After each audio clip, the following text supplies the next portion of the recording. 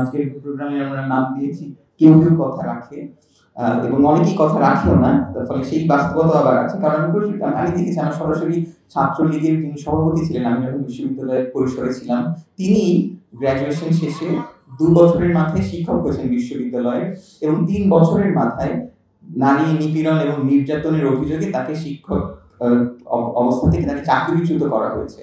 সেই সংস্কৃতি আছে।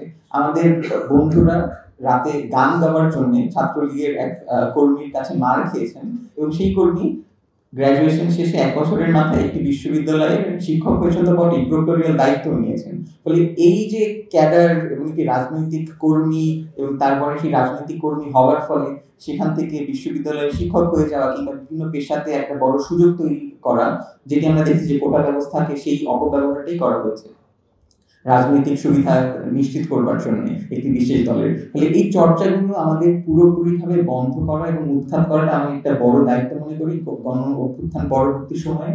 কারণ গণ অভ্যুত্থান সত্যিকার অর্থে এখনো নিরাপদ না। আমরা স্মরণ করছি ওটা আজকে, কিন্তু গত আগামী ৫ বছর ১০ বছর, কারণ বহু ব্যবস্থা আগের বহাল তবিয়তেই টিকে আছে। অনেক কিছু আমরা আসলে পুরোপুরিভাবে উৎখাত করতে পারিনি।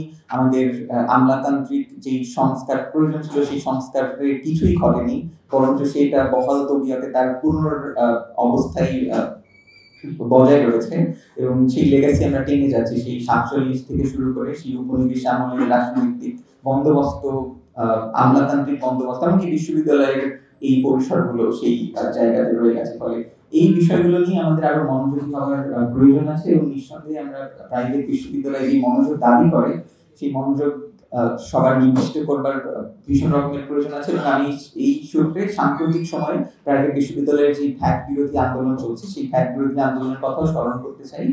প্ল্যান্ট ফাইবার দিয়ে তৈরি, তাই সহজে ভাঙে না, সুগন্ধিযুক্ত ও নিরবিচ্ছিন্নভাবে জ্বলে। ডেঙ্গু, চিকুনগুনিয়া বাহি সহ যে কোনো মশার বিরুদ্ধে দেয় এক্সট্রিম সুরক্ষা।